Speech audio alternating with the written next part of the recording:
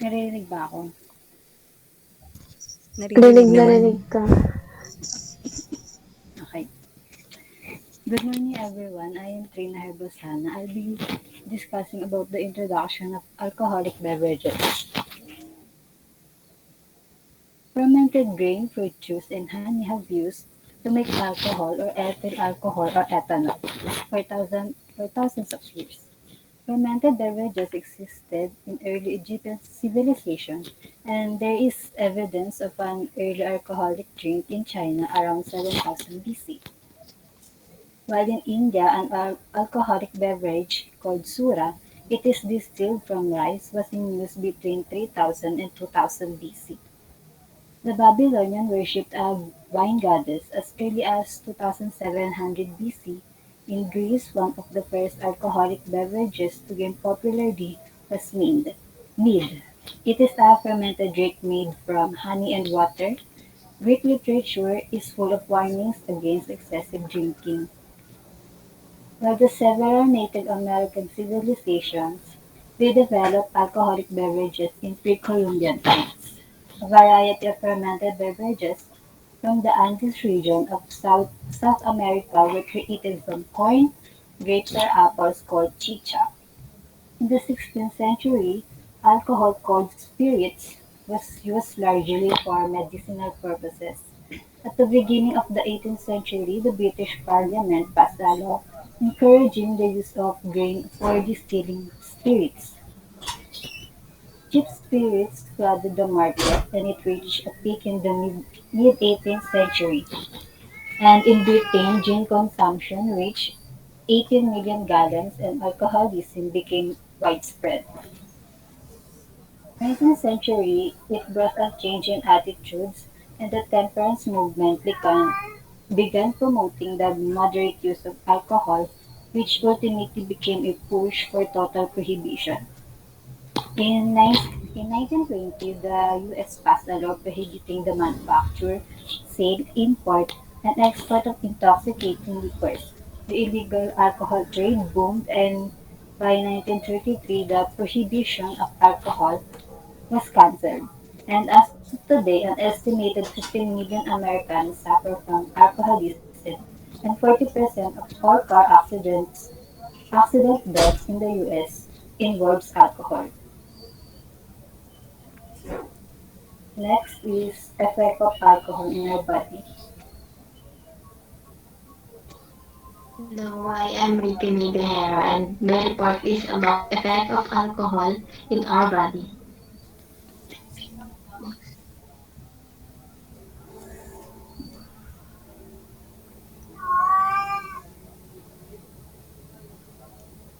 Reason why a person go to a bar.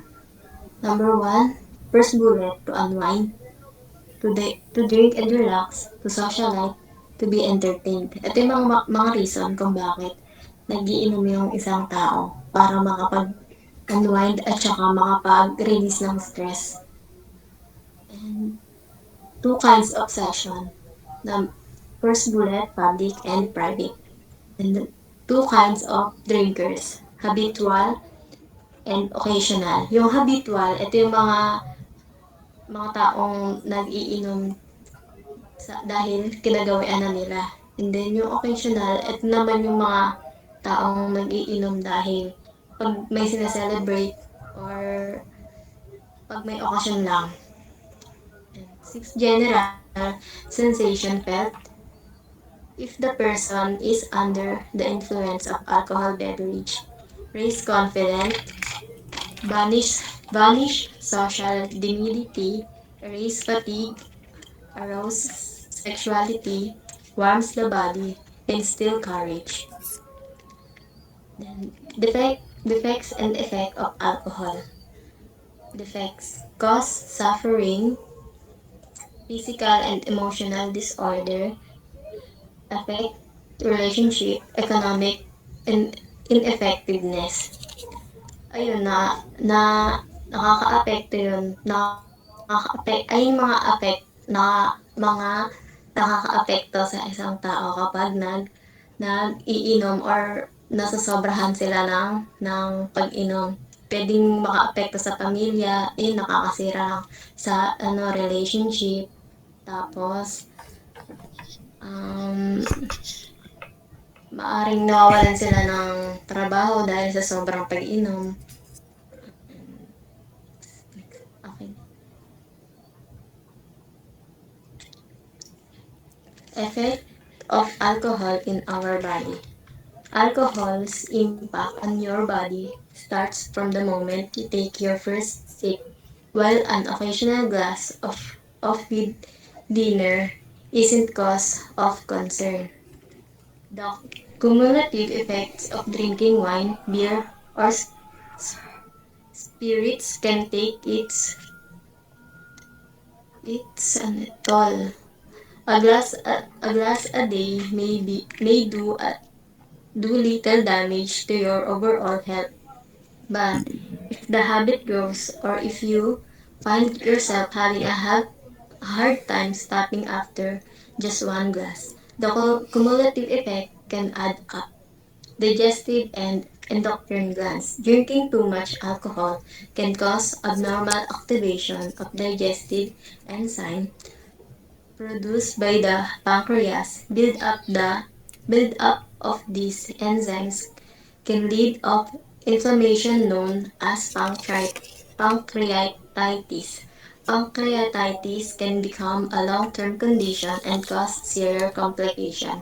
Kapag nasobrahan sa pag-inom ng alak, maaari mag-cause ito ng abnormal activation sa ating tiyan. Naapektuhan nito ang pancreas, nagdudulot ng pangmatagalang sakit at serious complication.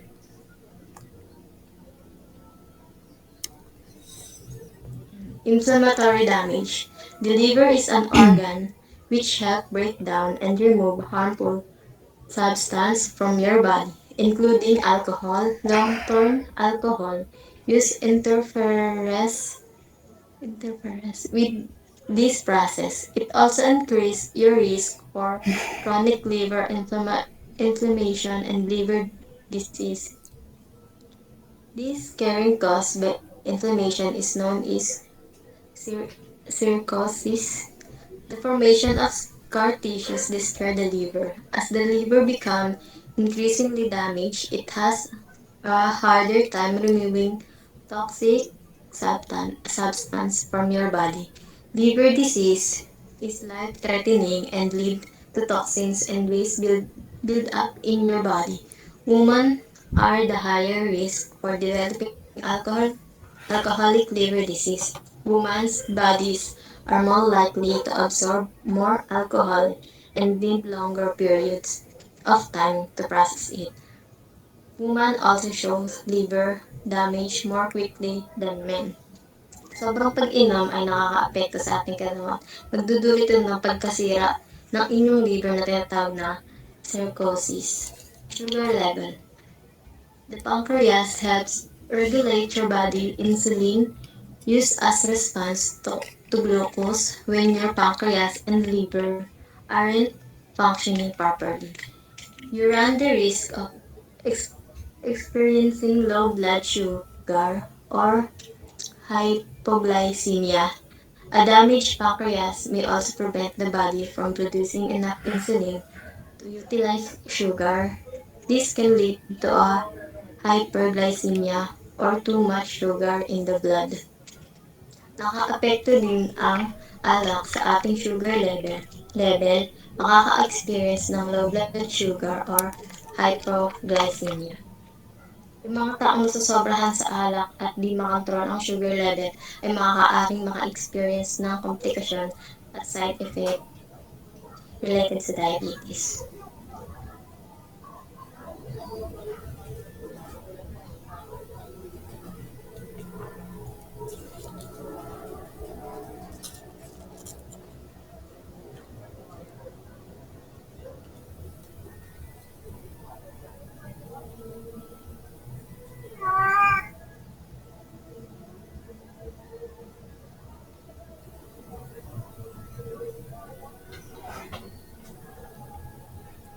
Good morning. I'm Jonelle Ann Cruz, and continuing the topic and effects of alcohol in our body. Next is the circulatory system. Alcohol can affect your heart and lungs. People who are chronic drinkers of alcohol have a higher risk of heart related issues than people who do not drink. Women who drink are more likely to develop heart disease than men who drink. Sinabi dito na yung pag-iinom ng alcohol is mainly na naapektuhan yung heart and lungs natin. And mas mataas daw yung risk ng mga babae kaysa dun sa mga lalaki na magkaroon ng heart disease.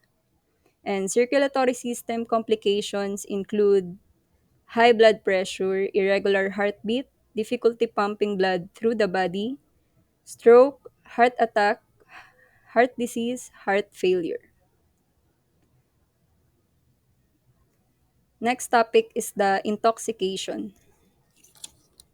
Legal definition of intoxication. BAC, acronym for blood alcohol concentration. So, yung BAC, ito yung amount ng alcohol sa dugo natin. And 100 ml blood is equal to 0.10% or 0.10 grams of alcohol or 1 drop of alcohol per 1,000 drops of blood. And BAC of 10% or more is intoxication, and 30% of BAC or more may result to coma. 40% of BAC or more may cause death.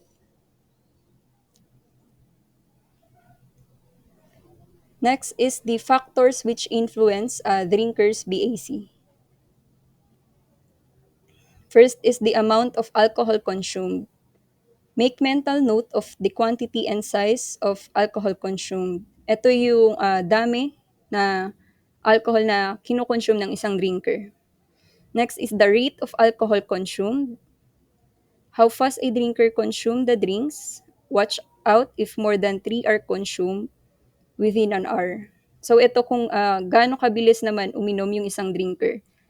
Which is minsan is 3 of alcohols within an hour. Next is the weight of drinker. A large person can take more alcohol than a smaller built person. So, sinabi dito na um, mas maraming natitake yung mga chubby or matatabang tao kesa dun sa mga payat. Next is the environment. A noisy environment will encourage one drink even more than a quieter one. Example, pub versus restaurant.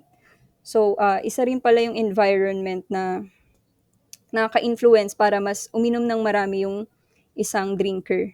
Katulad nga ng mga pubs daw, di ba? Next is the psychological conditions of drinker. Emotional person may drink without realizing the quantity take or consume. Ito is common na. Minsan, dahil sa emotion nila is napaparami yung inom nila. Lalo na yung kapag ka broken ka, di ba? Yun, one of the example. Next is the physical health and fitness. Dito naman is yung mga fit and healthy person din is napaparami rin yung pag-consume nila ng alcohol. Next is the recognizing intoxication.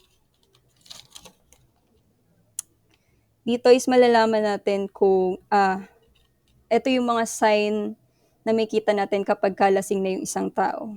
So first is inhibition by the guest, becoming talkative and beginning to lose some control of knowing how far he can go in social setting.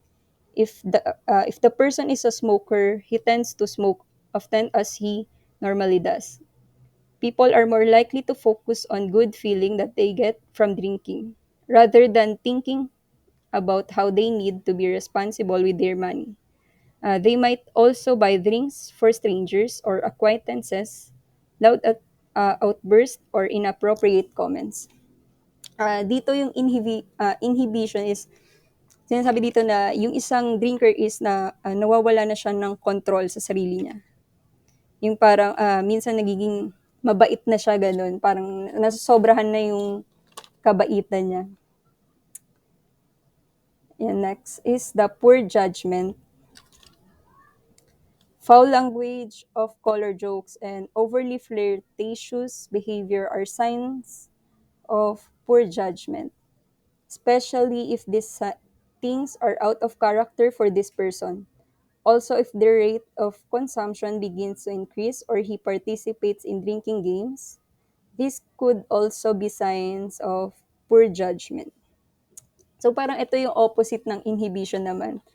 Dito is parang nagiging judgmental na yung person na nakainom and nagiging flirtatious na siya sa ibang tao. Next is the reactions. Being happy and laughing 1 second, then crying and becoming aggressive a few minutes later. If their mood seems more exaggerated than normal to extreme, they might be intoxicated. Ito naman is yung parang ah, masaya yung person and then bigla siyang magiging malungkot. Parang exaggerated na siya, masyado na siyang OA. Sign na yun na lasing na nga siya, lasing na yung drinker. Next is the coordination. Can perform normal tasks as easily as they can when they are sober. This includes things like walking a straight line, lighting a cigarette properly, spilling drinks, or fumbling with other objects. Ito naman yung ano, ito common din is yung kapag ka parang patumba-tumba ka na, 'di ba? And hindi mo na yung natatapon na rin yung iniinom mo. Yun sign na siya na lasing na nga.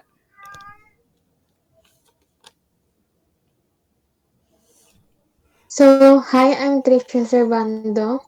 Barman's right and responsibilities. You have responsibilities to refuse serving alcohol to any person who is under the legal drinking age intoxicated. Yung isang barman po, may may right po siya na magbawal o hindi bigyan yung isang guest or customer pag isa siya sa underage at saka sa lasing na customer. Dealing with minors. Intervention of minors. Way of intervention with minors. Remove alcohol beverage. Be firm but courteous. Avoid harsh tones or language. Notify management. Notify law enforcement authorities. Dealing with minors, ayun yung be firm but courteous. Pwede tayong maghigpit sa kanila pero dapat magalang pa din yung pakikipag-usap natin sa kanila. Dealing with adults, intervention with adults. Way of intervention with adults. Spread alcohol consumption, upsell premium brands, suggest food and alcohol, suggest non-alcoholic or light alcohol drinks, serve straight drinks with water on the side, remove alcoholic beverage, non be non-judgmental, be firm but courteous, minimize confrontation, inform your superior, keep a personal record or incidental logbook or incident report. Pag ayun na yung pag intoxicated na yung isang guest, kunyari may naganap na, kunyari may nag-away, gano'n, dapat bilang isang barman, dapat alam mo kung anong mismo nangyari dun sa pangyayari. Next. Legal aspect of serving alcoholic beverages. As a bartender personnel, you should also be knowledgeable about the law existing in the country where you are serving alcoholic beverages. The liquor ban law, which prohibits the selling, furnishing, buying, offering, serving, or any kind of alcoholic beverage by any kind of establishment to any person, and also prohibits the consumption of alcoholic beverage a day before and during election. Ayun yung liquor ban law. Pinagbabawal yung pagbenta or pagbili ng kahit na anong klaseng alak sa kahit anong establishmento. Pinagbabawal din yung alak matapos ay bago at matapos yung eleksyon. Republic Act 1058-6, an act penalizing person driving under the influence of alcohol, dangerous drugs, and similar substance of for other purposes, otherwise known as the Anti-Drunk and Drug Driving Act of 2013.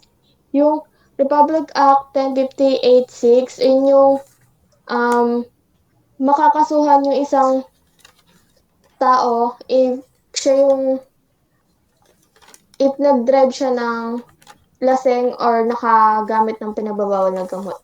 Presidential Decree 1619, which is about penalizing the use of, possession, or unauthorized sale of alcoholic beverage to minors, wherein the legal drinking age in the Philippines is 18 years old. Ayun yung makakasuhan yung isang vendor pag nagbenta siya sa isang minor ng alcoholic beverages.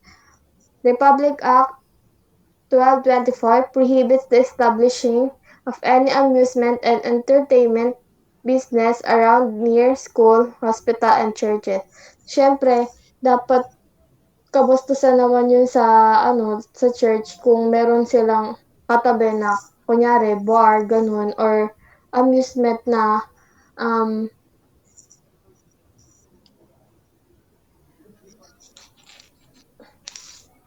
imbis na um diretso na sa bahay yung magsisimba tapos sa tabi ng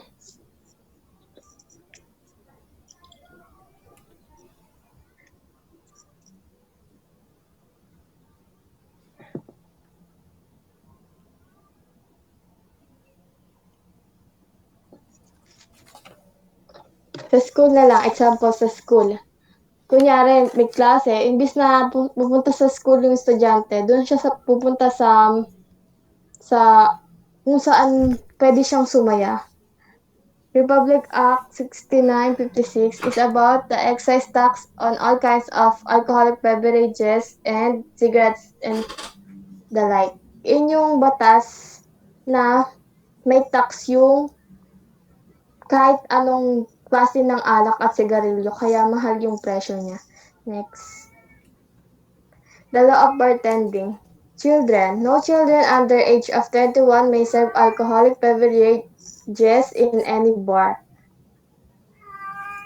Drunken person. Any bar personnel should not serve a drunken guest until he has quietly seen a person. It is an offense to supply any alcoholic beverages to drunken person, even though someone by he or she is not actually served but obtains the drinks through someone else who is sober. It is an offense for any drunken, violent, or objectionable person to refuse leave the premises after having been required to do so. He may be ejected, provided a force more than necessary if issued. Smoking. It is offense to smoke or snuff behind the bar or any place where food is kept or exposed for sale. This applied all times wherever, whether the house is closed or open for operation.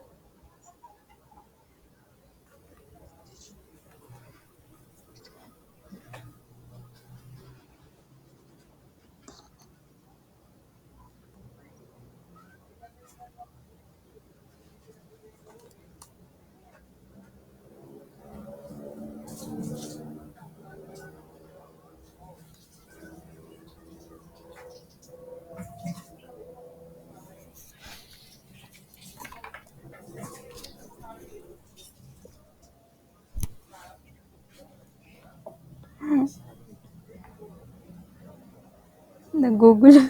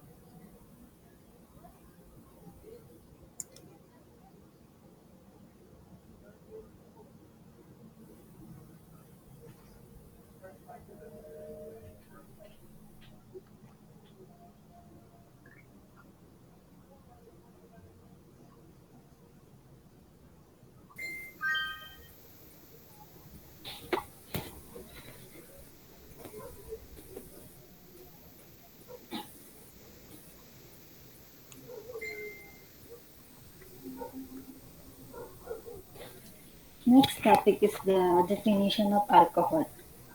So alcohol is a volatile colorless or clear liquid with an ethereal odor obtained through the fermentation of sugar containing liquid. Next is the ethyl. It is the best known alcohol to be found in alcoholic beverages. And alcoholic beverages, these are the any potable liquid containing ethyl alcohol. It may have as little as half percent or 95% of alcohol by volume.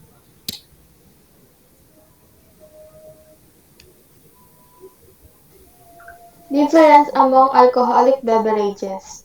Taste, alcohol content, service, uses, flavor, and body. Alcohol content. Beers and allies, 3.1 to 10% by volume. Table wines, 7 to 14% by volumes. Aperitif and dessert, 14 to 24%. Spirits, 35 to 50% volume. Liquors, 18 to 20%.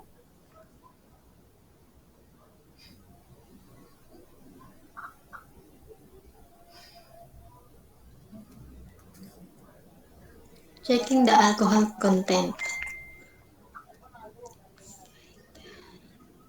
Proof.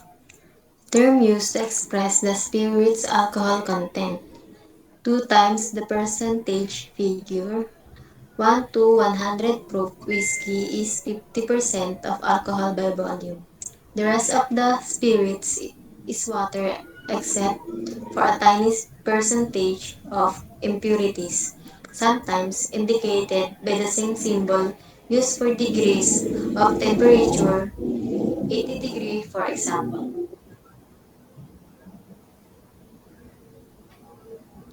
Ways to read proof.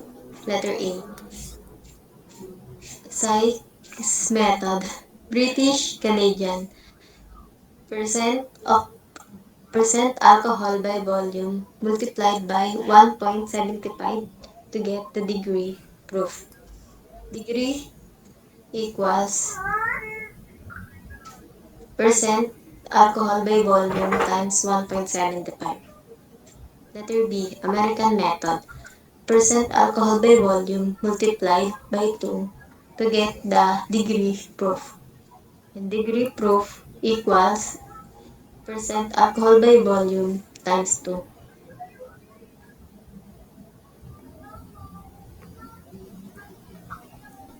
Next is alcohol by volume. Alcohol content expresses as a percentage of the total volume. Example, percent of alcohol volume, also called proof in the US. Next is the flavor and body. Primary differences between spirits.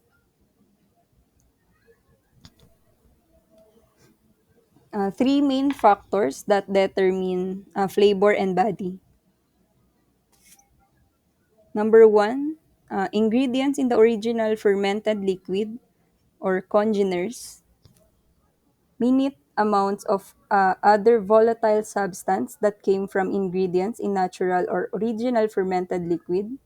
They have such identities as acids, other alcohol, and etc. They contribute to the smoky taste in Scotch, full-bodied pungency of bourbon, and etc.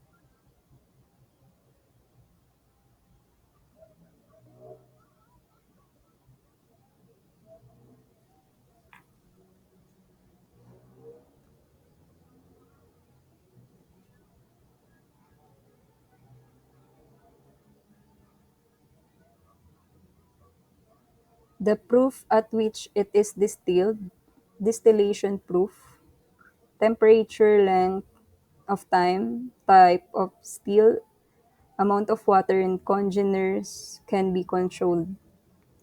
For congeners, the higher the distillation proof, the less pronounced the flavor and the lighter the body. Example, vodka distilled at 190 proof.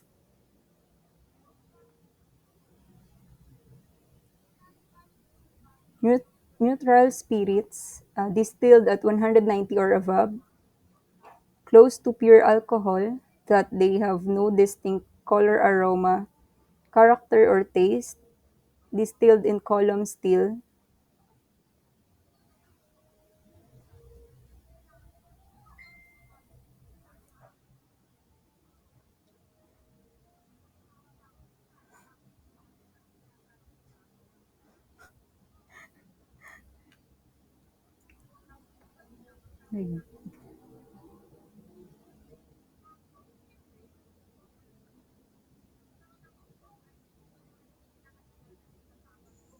Natural spirits, distilled at 190 or above, close to pure alcohol, that they have no distinctive color, aroma, character, or taste. Distilled in column still. 3. What is done with the spirit after distillation? Aging, flavoring, bleeding, and bottling. A newly distilled spirit is raw, sharp, and bite. Someone noticed that the spirit is wooden barrel taste bitter, aging occurs.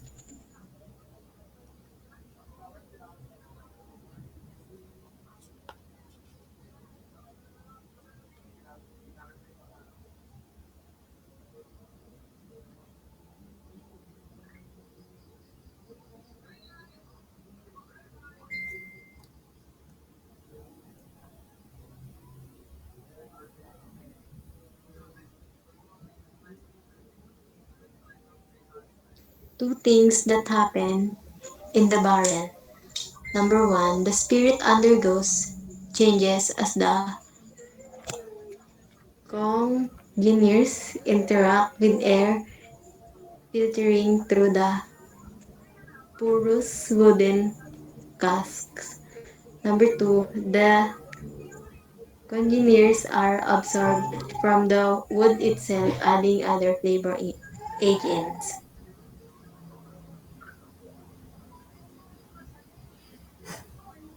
That's all po. Thank you.